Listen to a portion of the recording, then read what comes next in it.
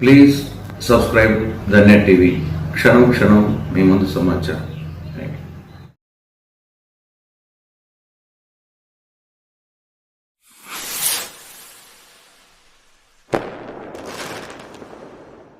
మన ఎమ్మెల్యే శివప్రసాద్ రెడ్డి గారు ప్రెస్ మీట్లో నేను పొద్దుటూరులో వర్తకులందరినీ కూడా వేధించి చందాలేమని బాధ పెడుతున్నట్లు అందరూ ఆయనకు పోయి చెప్పుకున్నట్లు చెప్పడం జరిగింది. నేను పొద్దుటూరులో ఏ ఒక్కరినైనా రూపాయి చందా అడిగినట్టు కానీ, ఏ వైశ్య కులానికి సంబంధించినట్టు కానీ, మిగతా వ్యాపారస్తులకు సంబంధించినట్టు కానీ ఎక్కడైనా మాట్లాడేటట్టు రుజువు చేయగలరా?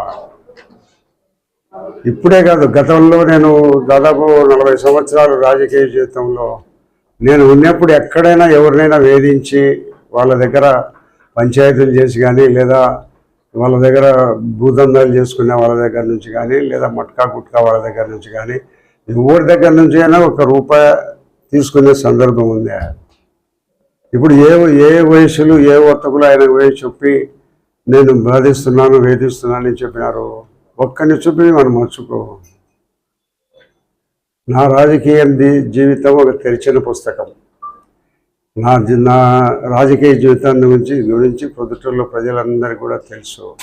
నేను వేధించేవానే బాధించేవానే అనేది తెలుసు. ప్రజలందరూ నన్ను కోరుకున్నారు కావాలని. రాజకీయాలలోకి మీలాంటి వారు రాజకీయాల్లో లేని దానివలన మేము కొంతమంది పెద్ద మనుషుల ద్వారా నష్టపోతున్నామనేది చెప్పి ప్రజలందరూ నన్ను కోరడం జరిగింది.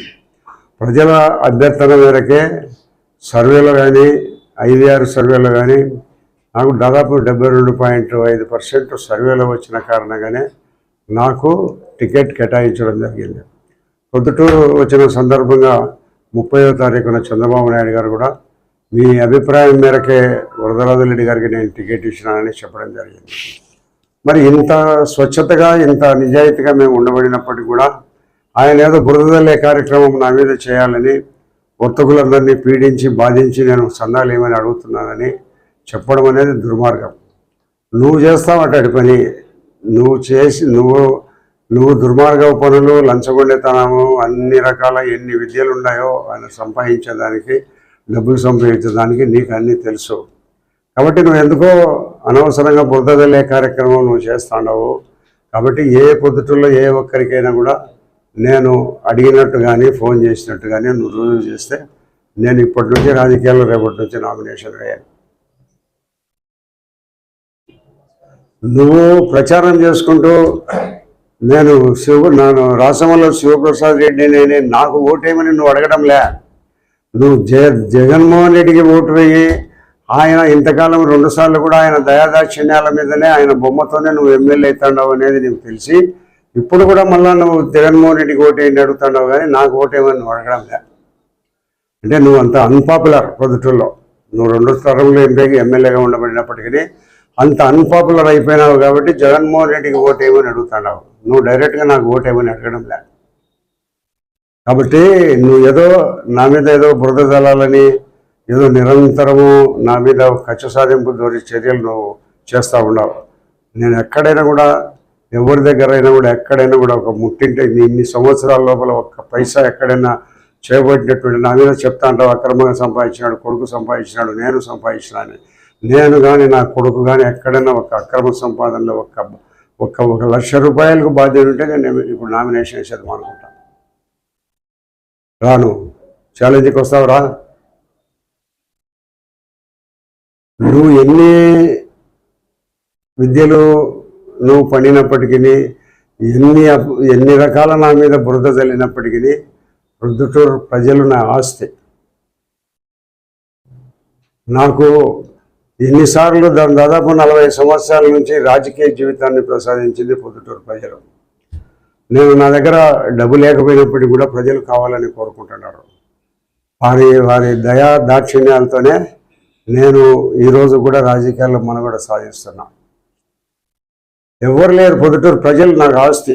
నా డబ్బు వల్లే, నా ఆస్తి వల్లే, నా ప్రాణం వల్లే. వారు కోరిన కోరిక మేరకే నాకు టికెట్ ఇచ్చారు. నేనేమో పైరవీ చేసి టికెట్ తెచ్చుకోవడం లేదు. నేను పోయి చంద్రబాబును ప్రాధాయపడాల.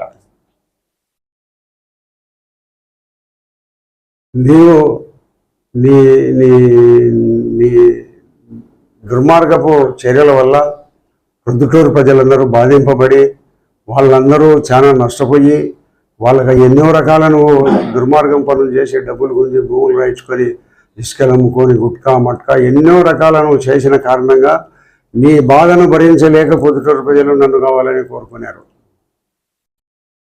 నువ్వు ఒకటే గుర్తుపెట్టుకో, ఈరోజు నన్ను కావాలని కోరుకున్నారంటే నా నిజాయితీ నీతిగా ఉంటానని, ప్రజలకు అందుబాటులో ఉంటానని. నువ్వు చెప్తాండవు ప్రజలకు అందుబాటులో ఉండే ఎమ్మెల్యేను ఎన్నుకోండి అని. నువ్వు అందుబాటులో ఉంటావా? నీతో మాట్లాడాలంటేనే కష్టమే. నువ్వు ఒక పెద్ద జమీందారులాగా కాలు మీద కాలేసుకొని నువ్వు కూర్చొని వాళ్ళని పలకరిస్తున్నావా, కూర్చోమంటావా, దగ్గర కూర్చోమంటావా? అసలు ఎస్సీలు ఎస్టీలు వీళ్ళందరూ నీ దగ్గరికే వచ్చేదానికే భయపడే పరిస్థితి ఉంది. కాబట్టి నేను ఈరోజు నా దగ్గర డబ్బు లేకపోయినా పొద్దుటూరు ప్రజలు నన్ను కావాలని కోరుకుంటున్నారు. నన్ను ఎన్నికల్లో వాళ్ళు గెలిపిస్తారు. నా దగ్గర డబ్బు లేకపోయినా, డబ్బు లేదని కూడా అందరికీ ప్రజలకు తెలుసు. ఆయన ఏదో మాకు ఎన్నికల్లో నిలబడితే మాకు ఏమి ఇవ్వలేడని కూడా తెలుసు. అయినా ఆయనే కావాలని కోరుకుంటున్నాడు. కాబట్టి నువ్వు జగన్మోహన్ రెడ్డి బొమ్మతో గెలిచేవాని, నీకు సొంత సత్తా లేదు. పొద్దుటూరులో నువ్వు ఎమ్మెల్యేగా నిలబడి గెలిచి నాకు ఓటేయమని అడిగే దమ్ము ధైర్యం నీకు లేదు. ఎంతసేపునే జగన్మోహన్ రెడ్డి చాటున జగన్మోహన్ రెడ్డి బొమ్మతో ఎన్నికల్లో గెలవాలని చూస్తున్నావు. కానీ నువ్వు రాసమల్లు శివప్రసాద్ రెడ్డిగా పొద్దుటూరులో నీకు స్థానం లేదు. ఏదో జగన్మోహన్ రెడ్డి గారిది ఆయన పార్టీ పెట్టిన కారణంగా ఏదో దాంట్లో చేరి నువ్వు 2 సార్లు ఎమ్మెల్యే అయినావు. కానీ నీకు నైతికంగా పొద్దుటూరు ప్రజలు నిన్ను ఎమ్మెల్యేగా ఎన్నుకునే పరిస్థితి లేదు. ఈ జగన్మోహన్ రెడ్డి పార్టీ దళితులకు వ్యతిరేకమైన పార్టీ.